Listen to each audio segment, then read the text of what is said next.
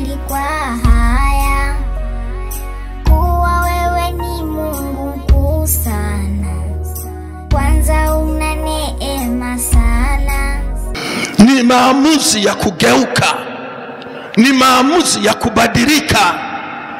Kama mwana wa Mungu mwenye matumaini ya kuona ufalme, lazima ufanye maamuzi ambayo ukipitishwa kwenye kipimo unaonyeshwa msimamo wako jinsi ulivyo wazi.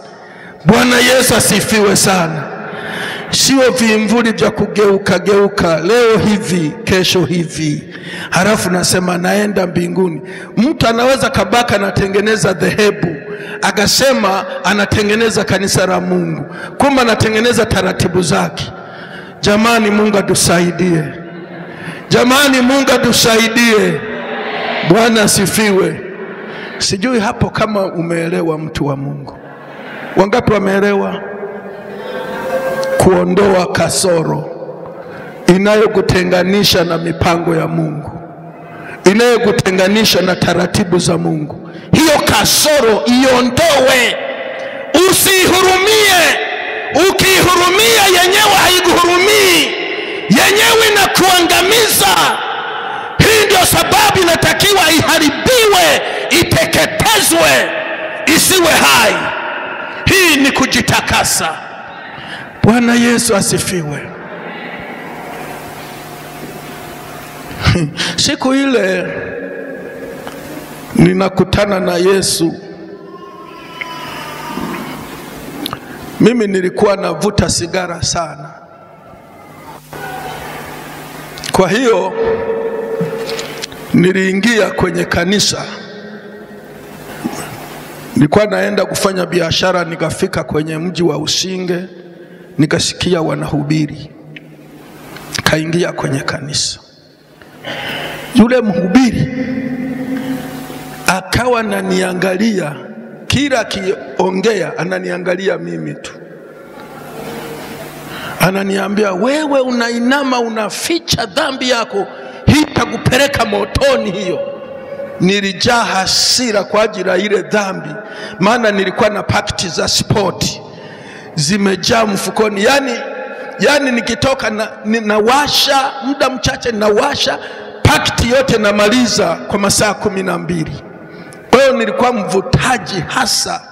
Sasa lipo nisonga, kila nikifanya hivi, wewe, niliyachukua, nilivyotoka nje yote nikayafuruga nikayatupa,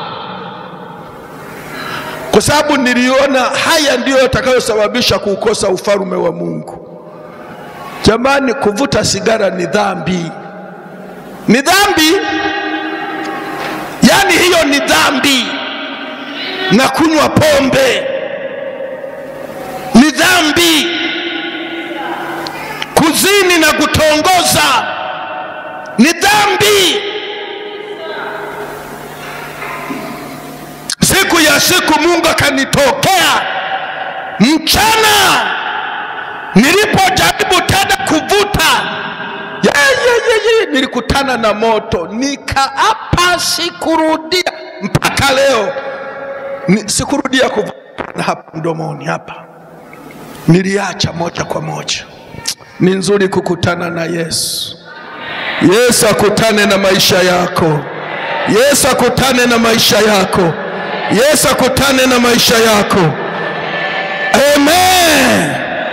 Kwa hiyo ni muhimu kujitakasa. Kujitakasa.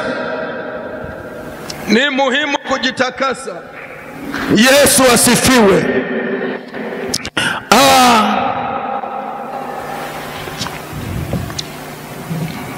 Soma Kutoka 19 mstari wa 10.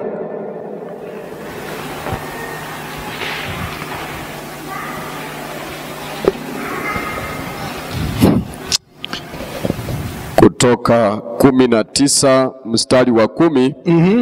Biblia inasema, Bwana akamwambia Musa, enenda kwa watu hawa ukawatakase leo na kesho, wakazifue nguo zao. mstari wa 11.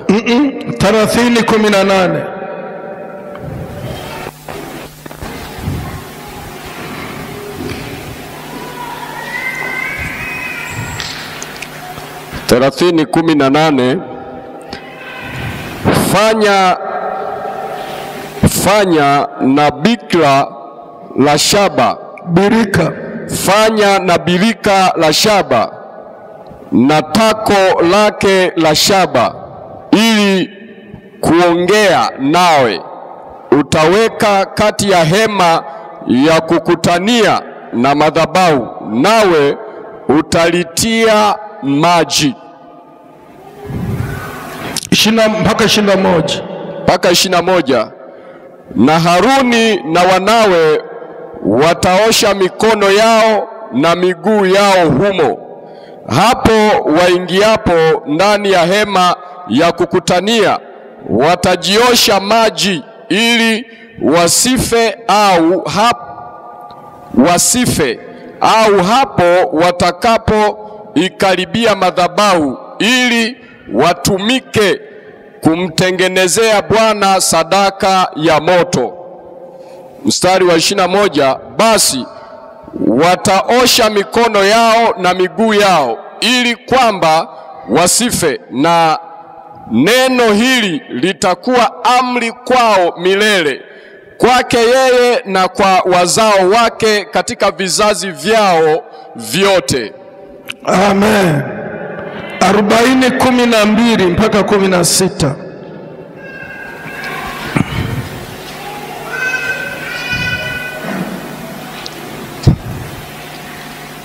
40:12 mpaka 16.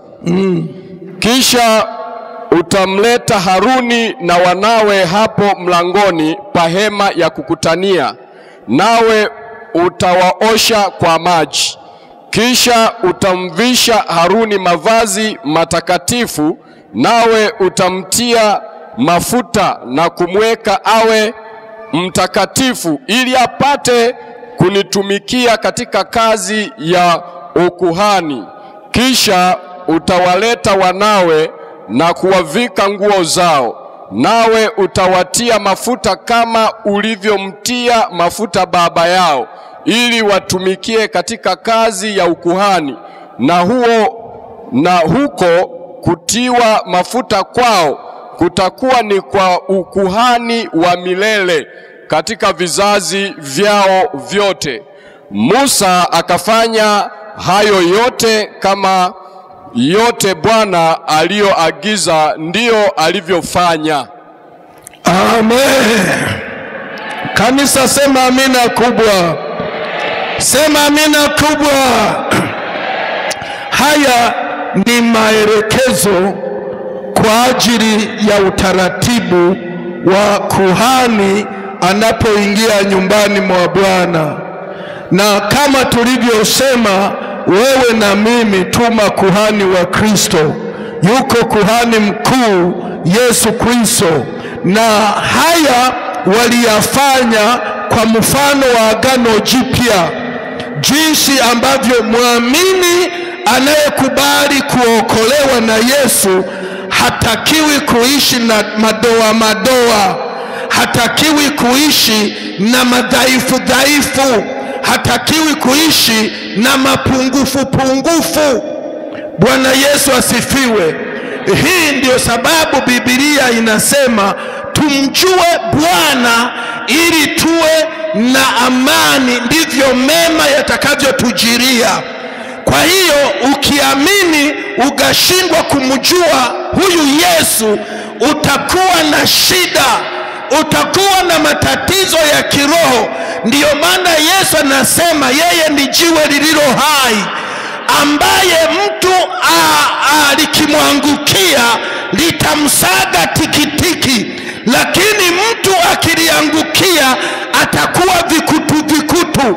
Ndiyo sababu tuna washirika ambao maisha yao hawajasagwa tikitiki, lakini ukisagwa tikitiki unajitakasa, unaishi bila hatia, unaishi una maisha sahihi ambayo Roho Mtakatifu na neno la Mungu vinavyotembea na wewe vinafarijika, vinaona makao.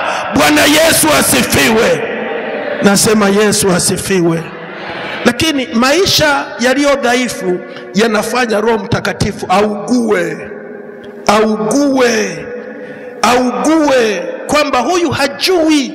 Yani mpaka sasa kuna watu wametendewa miujiza, mambo makubwa, lakini bado kwenye eneo la kumnyenyekea Mungu, kumheshimu Mungu katika maagano yao na Mungu, yani bado wanajichanganya. Lakini Biblia inazungumza wale wanawake waliofunguliwa pepo na Yesu, akina Salome na akina Magdalena na Lidia, wale mke wa Kuza, wale waliotolewa mapepo, kila Yesu alikokwenda ndiko walienda. Si kwamba hawakuwa na familia, hawakuwa na miji zao, lakini kadiri walivyoona matendo ya Mungu makuu, ndivyo walivyojiungamanisha, ndivyo walivyojidhibitisha, wakaweka mizizi, wakawa waaminifu kwa Yesu. Bwana Yesu asifiwe. Wapendwa, Mungu atusaidie sana. Mungu atusaidie. Hebu fikiria.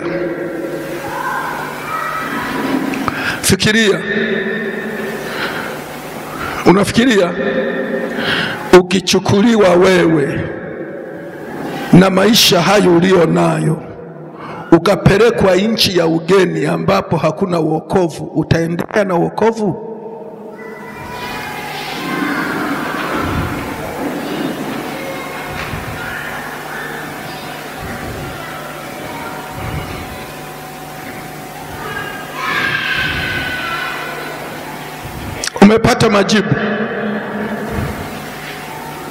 Umepata majibu? Ni vizuri kujidhibitisha na kuona kama umekubalika mbele za Mungu.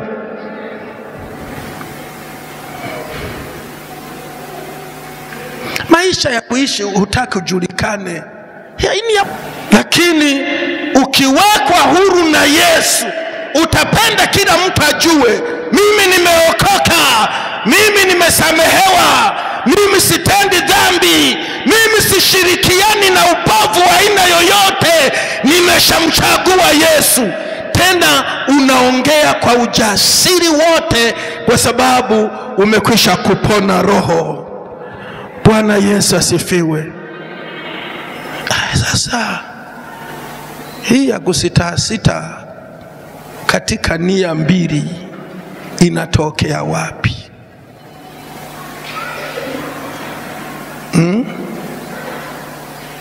Ukisoma wenzetu waliambiwa kwamba mtu atakaye kengeuka kiapo apigwe mawe mpaka kufa. Wewe umeshakubali kumuungama Yesu, ni vizuri kushikamana na Yesu na kuwa mwaminifu kwa Yesu. Jamani, hii dunia hii unavyoiona inapita. Yesu mpaka akafika mahali akasema, utafaidiwa nini ukipata vitu vyote na kuipoteza nafsi yako? Utafaidiwa nini? Yale yanayokuchelewesha yote ni mambo ya kuharibika.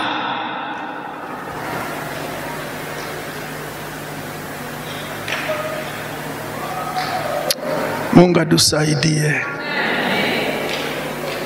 Sasa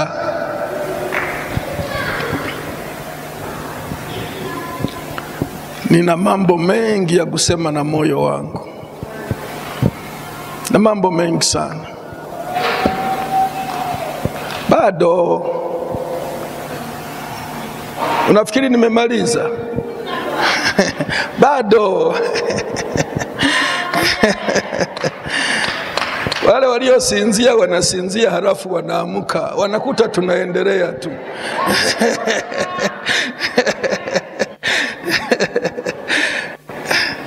Unajua, ukiona mtu yoyote amenenepa, ukiona mtu yoyote anakula sana,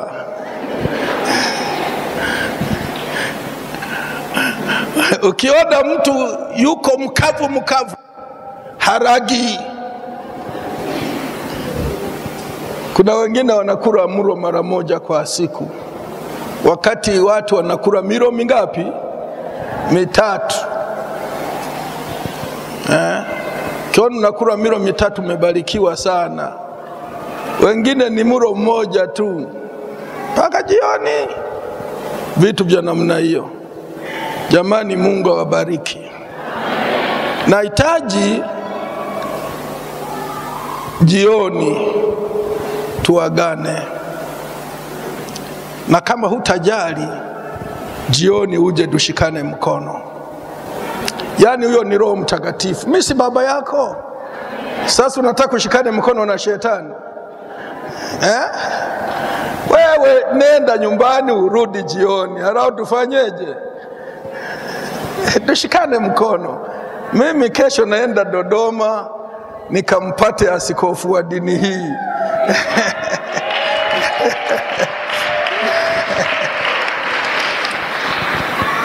Mungu wa mbinguni awabariki. Mungu wa mbinguni awabariki.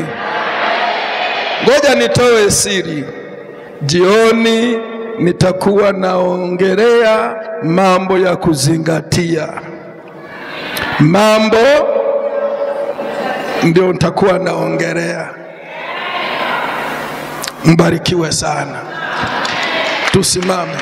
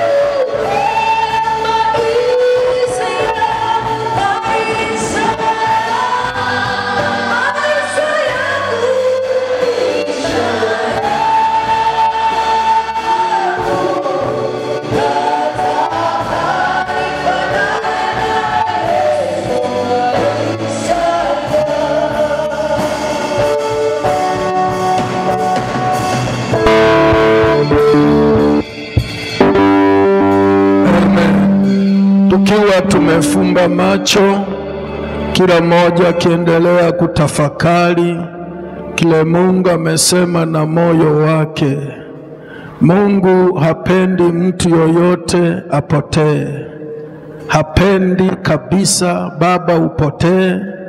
Hapendi kabisa mama upotee.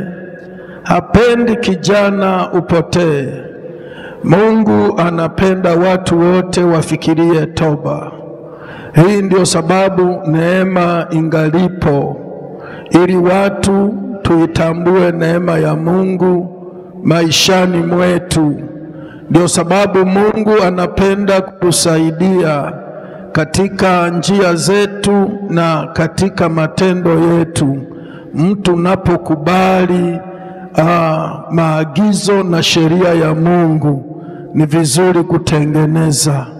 Na mimi nakushauri kabisa, wewe mwenyewe huwezi ukajiondolea hatia, lakini yuko Yesu mwenye nafasi ya kutuondolea hatia. Kwa hiyo ni vizuri kujiungamanisha na yeye Na kama ndani ya moyo wako unaona hakuna utosherevu wa amani inayotoka kwa Mungu, unaweza ukaja mbele ukaungana na hawa ili tuweze kuomba rehema juu yako, ili Mungu aweze kukusaidia katika siku za maisha yako. Ni shetani tu anayenyang'anya maisha ya uadilifu mtu, anamnyang'anya kabisa kabisa, anamnyang'anya kabisa na kuachilia vitu visivyofaa juu yake, hali ya kutokutii, hali ya kutokuwa na uaminifu, hali ya kutokuwa na maisha matakatifu, hali ya kutokuwa mkweli, hali ya kujikuta unakuwa mdanganyifu, unajikuta unakuwa mzembe, si mnyenyekevu, sio mtii. Hizo ni roho za shetani ambazo anaziachilia juu ya watu ili awafanye watu kuwa mateka. Na ni vizuri unapokuwa umejipambanua, ni vizuri kufanya matengenezo, ni vizuri kufanya matengenezo kwa moyo wako, matengenezo kwa maisha yako, kwa njia yako. Ni vizuri kuhakikisha huna hatia ndani ya moyo wako, huna hatia katika njia yako, huna hatia katika matendo, huna hatia. Ni mtu unayetafuta kuwa na amani na watu wote. Biblia inasema na huo utakatifu ambao hakuna atakayemuona Mungu asipokuwa nao. Mpango wa kuitwa kwetu tuwe na maisha safi, tuwe na maisha safi. Na Biblia inasema heri wenye moyo safi, maana hawatamuona Mungu. Moyo safi unapatikana kwa kusafishwa kwa damu ya Yesu. Damu ya Yesu inapokuwa imeingia ndani yako na kukusafisha, utaona unapokea amani ambayo sio ya kawaida. Unapokea amani ambayo sio ya kawaida maishani mwako. Utaona Roho Mtakatifu anakuhudumia, unakuwa na ushindi, na kila nguvu inayoweza kukujiria, utaona neema ya Mungu yenye utosherevu, yenye kukusaidia ili utoke katika uharibifu huo, utoke katika shida hiyo. Utaona inakujiria, lakini ni kwa sababu ya maamuzi ambayo umeyachagua, maamuzi ambayo na kazi zake zote. Yesu Kristo, naomba uniokoe, uondoe maumivu ndani ya moyo wangu, unijaze roho ya amani inayotoka kwako. Kuanzia leo na kuendelea, nivike maisha ya ushindi katika jina la Yesu, katika jina la Yesu Mwokozi, katika jina la Yesu Kristo aliye hai. Tunakuita Yesu, tunakuita mchungaji mwema, tunakuita mchungaji. Wekeni mikono juu yao katika jina la Yesu Kristo, katika jina la Yesu Kristo Mwokozi. Bwana wa majeshi, umesema jina la Yesu Kristo wako hatapotea kamwe. Na hawa wamekuja, na hawa wamekuja, na hawa wamekuja, na hawa wamekuja kwa jina la Yesu Kristo, kwa jina la Yesu Kristo, kwa jina la Yesu Kristo, kwa jina la Yesu Kristo. Kila nguvu za giza, kila roho za mashetani, kila kazi ya ibilisi, kwa jina la Yesu Kristo, ziachie kwa jina la Yesu, na achia kwa jina la Yesu, na achia kwa jina la Yesu. Kila nguvu ya giza, kila roho za mashetani, roho za miungu ndani yake, kwa jina la Yesu Kristo wa Nazareti aliye hai, katika jina la Yesu, katika kila pepo, kila roho chafu, kila nguvu ya giza, kwa jina la Yesu aliye hai, naamuru achia kwa jina la Yesu, naamuru achia kwa jina la Yesu, toka ndani yake kwa jina la Yesu. Mapepo yote, roho za giza, roho za majini, roho za uzimu, roho za giza, kwa jina la Yesu aliye hai, kwa jina la Yesu Kristo, naondera mashetani hayo, roho ya mateso, roho za giza, naamuru achia kwa jina la Yesu, naamuru achia kwa jina la Yesu, naamuru achia kwa jina la Yesu, naamuru achia kwa jina la Yesu, naamuru achia kwa jina la Yesu, naamuru achia kwa jina la Yesu, naamuru achia kwa jina la Yesu, jina la Yesu Kristo. Achilia neema, achilia neema, achilia neema, achilia neema, achilia neema, achilia neema, neema ya maisha matakatifu, maisha matakatifu, maisha matakatifu, maisha matakatifu, katika jina la Yesu, katika jina la Yesu, katika jina la Yesu, katika jina la Yesu, katika jina la Yesu, katika jina la Yesu. Bwana wa majeshi, wabariki watu wako hawa, wabariki na kuwatakasa uweza wa Roho Mtakatifu. Achilia Bwana wa majeshi, achilia neema, achilia neema, achilia neema kwa jina la Yesu Kristo, kwa jina la Yesu Kristo, kwa jina la Yesu Kristo, kwa jina la Yesu Kristo. Hatunja kwa jina la Yesu kila livu ya shetani inachia maisha yao, kila njia zao, damu ya Yesu ya mramizimu iliyowekwa kwa msalabani, hiyo damu ya thamani ipite juu ya watoto hawa, ipite juu ya watoto hawa, ipite juu ya watoto hawa, ipite juu ya watoto hawa, ipite juu ya watoto hawa, kwa jina la Yesu, kwa jina la Yesu Kristo, kwa jina la Yesu Kristo, kwa jina la Yesu Kristo Mwokozi, katika jina la Yesu Kristo. Mungu Baba, Mungu Mwana, Mungu Roho Mtakatifu, asante kwa neema, asante kwa rehema, asante Bwana kwa uponyaji, asante kwa utakaso, asante kwa nguvu nyingi ambazo Mungu umeziruhusu. Katika jina takatifu la Yesu tumeomba, amen. Amen.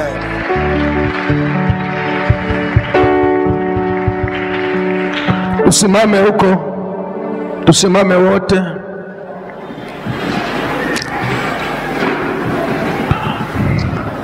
Mungu awabariki. Amen. Barikiwe. Amen. Jioni msikose, sawa? Nyosha mikono yako namna hii.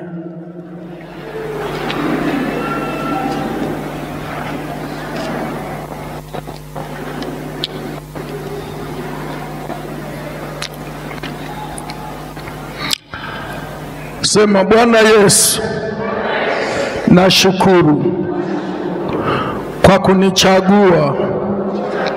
kwa kunichagua na kuniweka niwe ukuhani mkuu kutokana na Yesu Kristo aliye kuhani mkuu. Nimepokea kwake. Mimi ni ufalme wa Mungu. Naomba Yesu unisaidie kuzitangaza fadhila zako. Umenifadhili, umenipa uzima wa kiroho na uzima wa kimwili. Nashukuru Yesu kwa neema hii na ulinzi huu ambao umeuachilia juu ya maisha yangu. Yesu, nisaidie nitunze uaminifu katika siku zote za maisha yangu. Nakataa udanganyifu na hila zote za shetani maishani mwangu. Shetani, huna nafasi katika jina la Yesu. Baba, tumenyosha mikono yetu kwako Baba, tukionyesha ishara ya kusalenda.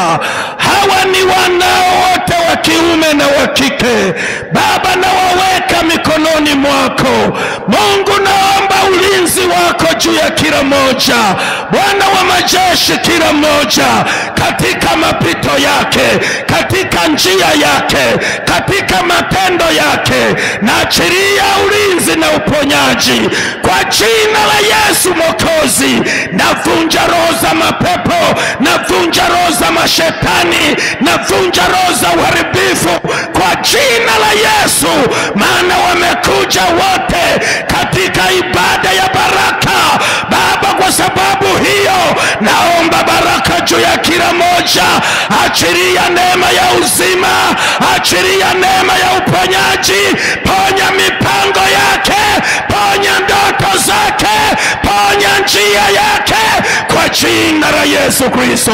Bwana wa majeshi na Mungu wa vita, naamini utawabarikia. Kila mmoja ataziona baraka zinazotoka kwako, baraka za ushindi, kushinda vita, kushinda majaribu, na kila kazi za adui zisifanikiwe juu ya wote hawa. Baba, nawafunika kwa damu ya Yesu Kristo, damu inenayo mema, ikanene mema juu ya kila mmoja kwa jina la Yesu Kristo. Baba, utusaidie jioni tena ili uweze kusema nasi, katika jina takatifu la Yesu tumeomba. Wote tuseme amen. Barikiwe. Tajiri ni wewe, mwingine hakuna. Milima itapita tena na watu watapita sana.